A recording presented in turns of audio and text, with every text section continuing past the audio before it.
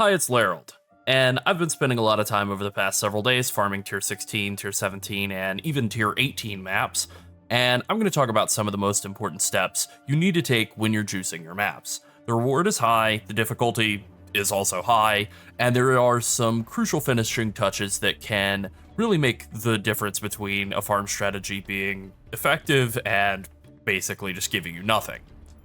Alright, so let's get into it, but first, it's that time of the video, the time where I say the magic YouTube words, like and subscribe, and now we're done. Alright, behold, the lowly Vaal Orb. That's right, I'm kind of starting at the end here because this is probably the most important step for juicing your maps correctly. Vaal Orbs are cheap. They are only worth about a third of an Exalted Orb, at least at the time of recording, and they have the power to instantly ruin an item, like so. Yeah. Now, a lot of noise has been made about how Vaal Orbs have been changed to affect unique items differently in PoE 2, and those changes are good. So just in case you missed it, Vaal Orbs will no longer turn a unique into a rare item. This means no risk of destroying a valuable item. Instead, they can add an extra rune socket, which means you probably should put a rune socket onto any of your unique items before you vault them, or I guess rare items too for that matter. But more importantly, they can divine the item with stat roll ranges that go up to 20% out of the normal roll ranges that exist. So I can hit this here, maybe something will happen, maybe it won't. No, I got an implicit. All right, honestly, not a bad one. I think if I look at some other uniques that I've voled previously, these Snakebite Bracers, they have a roll range of 7 to 17 Chaos Res. I think I had a 12 roll, something very cheap, and I hit him with a Vaal Orb and I got a 19 out of a range of 7 to 17. Pretty good, worth a few divines. Now when it comes to maps, Vaal Orbs are also different from their PoE 1 counterpart. They have a lot of really powerful potential outcomes, and I feel like I haven't seen people talking about just how strong and important Vaal Orbs are on maps, so that is the main thrust of this video. Definitely not the only thing we're going to cover though. So the potential outcomes, if I look at the wiki, for example, this is like an incomplete information, but the potential outcomes are nothing, 1 to 4 mods. That's right, it can add 1, 2, 3, or 4 mods. I've gotten 7, 8, 9, and 10 mod maps, as I could show off some of these here in my crazy map tab here. This is a 7 mod map. It was originally a 6. Here's, what is this? This is a 9 mod map. Yep, 4 prefixes and then 5 suffixes. Then I have some 10 mod maps. I think this might also be a 9. This is definitely a 10 though. 1, 2, 3, 4, 5 prefixes and 1, 2, 3, 4, 5 suffixes. So you can get quite a lot of mods onto some maps. You can also have maps that convert all of the mods into prefixes. This is a 4 prefix map here. This is right here. This is a 6 prefix map. I had 3 suffixes and 3 prefixes, vault it, and they alter into prefixes. You can also get all suffixes. Kind of a little spooky since suffixes are the map mods that juice monsters and prefixes are the map mods that juice reward. So all prefix mods, all prefix maps could be very rewarding and also very easy. All suffix mods, or again, all suffix maps can be very dangerous, but they have a much higher waystone drop chance. So kind of a little of column A and column B. And then the final outcome is +1 or -1 level. So I have a lot of tier 14s in here that were previously tier 15s. And then I also have a bunch of tier 16 maps. Now something you may have noticed in all of this is that there isn't an outcome that just skips to 8 mods. And that's a big change from PoE 1's map rolling. So this does kind of mean that if you want your maps to be as juicy as possible, you are going to have to slap them with Exalted Orbs up to 6 mods. Probably you want to start with an Alchemy Orb and then 2 Exalts, and then there you go. And then you Vaal Orb them like so. And oh, sick. I just got a full prefix map, 6 prefix map. That feels pretty dank. At the very least, you want to hope to not get mods added to the pool that are like burning ground or monsters penetrate your resistances. Now, as you can imagine, you're going to need a lot of waystones. Many of your waystones will get bad rolls like burning ground or less recovery rate, and that effectively makes them trash. I have big stockpiles of maps here. These are all bad maps that I haven't corrupted yet. Well, for the most part. There are a lot of bad maps in here that are corrupted as well. Some of these are like bad corrupted tier 14s. I probably should throw them out, but I haven't. But I got plenty of other uncorrupted maps as well, just big stockpiles of maps.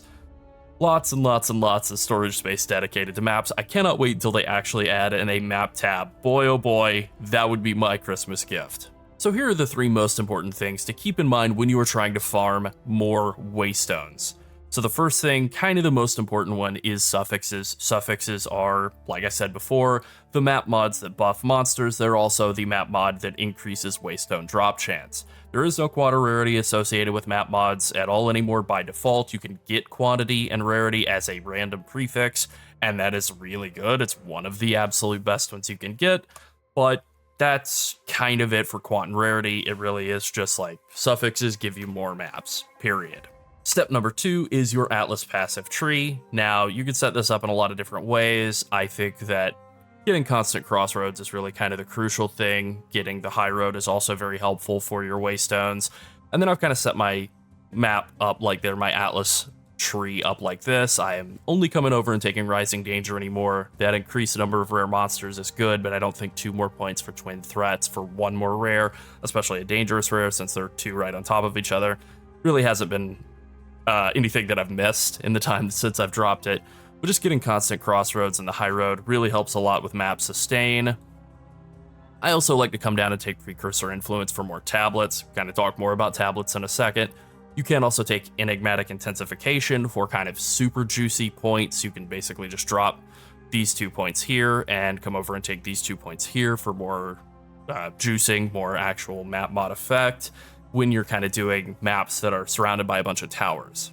And then I think Deadly Evolution, it definitely does a lot to increase the difficulty of your maps. The monster modifiers being applied to rare monsters can be pretty brutal, but especially to map bosses in the like tier 17 and tier 18 range, I've really run into some very, very, very difficult map bosses because of the mods that were applied by Deadly Evolution. But those mods do increase their quantity and rarity, and they have a multiplicative effect, so it's very good for getting more reward. You just gotta be aware that you're getting a lot more difficulty as well. And then Unstable Energies gives you 25% more prefix or suffix mod. It chooses one of the 2. Mod effect, that is, and it is more multiplier, so it's multiplicative with all the things like Grueling Journey and Enigmatic Intensification, and then just all of the little bits of increased map mod effect that you pick up around the tree. And this all multiplies onto your like Waystone drop chance and your quant and rarity prefixes that you might have, and so on, to just really add a lot more juice onto your maps. And then the third thing to keep in mind is map bosses, and I'll just try and find one on the map here.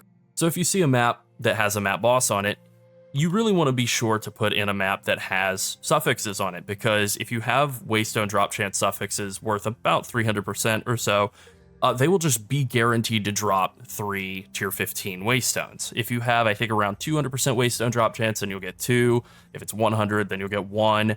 I've done maps that had like 4, 5, 600 Waystone drop chance on a boss and still only gotten 3, so I think there maybe is a hard cap of 3. I don't know, maybe just unlucky. You never really know. But running down map bosses and actually having suffixes on those maps, so not just doing a full prefix map on a map with a map boss, really helps add a lot of extra tier 15 maps as well. Alright, so there are some other important steps in map juicing, and one of those is hunting down towers. I've kind of already mentioned them a little bit. I do have a lot of towers lit up here. And towers, you run them, you put the tablet in at the end, and then it gives a bonus to everything in the radius. And those bonuses can be pretty huge. They do get multiplied by remnants of power, potentially 20% chance for double effect, but then all of these little small passives also give a pretty big multiplier on there. And the source of tablets in your maps is just simply doing the mechanic that it corresponds to. Like the generic precursor tablets, those just come from any monsters in your maps, but if you want to get breach tablets, you run breach monsters drop breach tablets. You want to get expedition tablets, same thing, do expedition maps, the expedition tablets will drop. Now the ideal gameplay loop for setting up your towers is to kind of rush into areas and zip through the low value maps on the way to the towers, light them up, and then go back and clear out the valuable towers or the valuable maps that are inside the radius of several towers. Like this slick map or this step map. These are both breach maps that have 4 towers applying to them. Pretty good. Very good juicing potential here. I'm getting a bunch more rare monsters. I'm getting rare monsters have additional mods. Pretty decent chance. Increased Waystone chance. I didn't put any quant or rarity tablets on these towers, so it's not as juicy as it could be, but I didn't think the overlap here was really all that great. Not actually that good of a cluster of maps in this area. Now, sometimes you just can't avoid it. Like, if I wanted to come to this tower, it doesn't seem like, at least from the perspective I have right now, like I could go around the steaming spring. Now, maybe I could get a little closer and a path would open up, but if this is the only way, then this is the only way. Sometimes it's just like that. Now, there are a lot of potential mods on your tablets, but really the two most important ones are quantity of items, which is a prefix, and rarity of items, which is also a prefix. And these will apply to all of the maps that are within that tower's range. You run the tower, you slap this in, and now you get a big juice to the amount of stuff that drops in all of the surrounding maps. Pretty simple stuff. Now, as I already mentioned, there are some quant and rarity and also map mod effect passives that you could take in the Atlas passive tree, and these also help add a lot of extra juice in the exact same way. And then I think the other really big thing that's like super obvious but still worth saying, if you want to juice your maps, you want to hunt down breach maps. You want to use as many breach tablets as you can to add breach onto as many maps as possible. You want to do breach in all of the maps that you can. Breach is not complicated, it just adds a bunch of guys, but it adds a bunch of guys. It spawns more monsters than anything else in the entire game. It is by far the most effective at adding reward into your maps. It also adds a hell of a lot of risk. They are like decently rewarding, certainly more so than Expedition or Ritual, but they are also super dangerous. You will be swarmed immediately and pretty much for the entire duration of the breach. Like, cue some footage of me getting killed instantly for having dared to open a breach in a tier 18 map. It happens. Alright, now I want to kind of finish up by talking about one other massive juicing step that is important to do before Vaaling your maps. That's right, this video's order is backwards. I Vaal Orbed my outline. Or maybe I just wanted to save a special treat for all the people who watched through to the end. So this is a pretty cost-effective method for adding a lot of juice onto your maps, and it's Delirium Orbs. They've been kind of reworked into also being blight oils from PoE 1, but you know, they're still good old Delirium Orbs, and it really just boils down to using Distilled Greed. I think this is by far the most cost-effective one. The Delirium Anointment window is a little weird in PoE 2. You just like right-click on one of these distilled emotions, and then it just sort of appears out of nowhere, and like as you can see, I just had a map sitting and it already prepared to anoint because I prepared it before I started talking. Weird that it just, you kind of have a phantom item space that you can kind of keep around. Probably not intended. Now I've compared all of the distilled emotions, and I think Distilled Greed is by far the most cost effective. It grants 8% rarity and 10% delirium to your maps. You can put 3 of them onto your maps. They're about 2 exalted orbs apiece, so like 6 exalts for 24% rarity. That's pretty good. That's basically a map roll, a map mod roll. Like, I think I have a quant and rarity roll here, so I'm getting like 20% quant and 29% rarity. I could add 24% rarity onto that as well. I mean, I can't do it now on this map because it's corrupted, but I think that's pretty good to deterministically be able to add.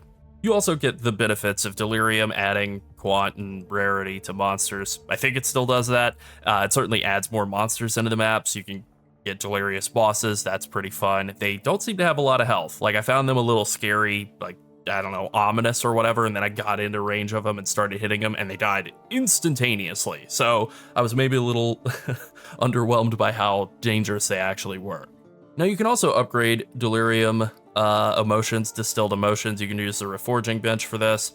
It's pretty simple, just a 3-to-1 recipe, just like PoE 1. You can turn ire into guilt. You can turn guilt into greed.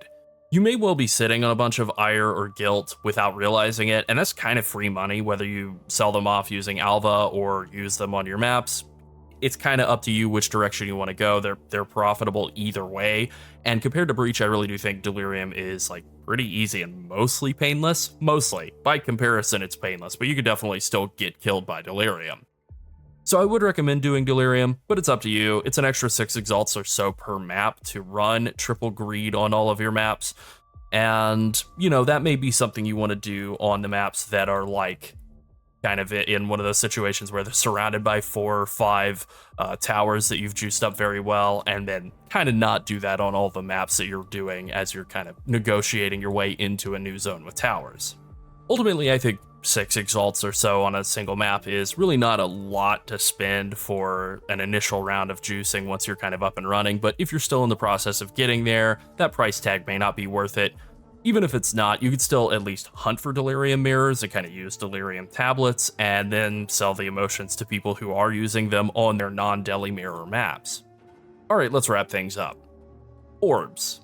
They're good. This is the best way to get more of them. It's all pretty good. All prefix maps are extremely fun and rewarding and easy. I really like them a lot. Tier 17 and Tier 18 maps can be pretty nasty, especially ones that have a map boss on them. They can be really beefy, but they're also pretty fun and very rewarding. Alright, that's it. Thanks for watching. Bye.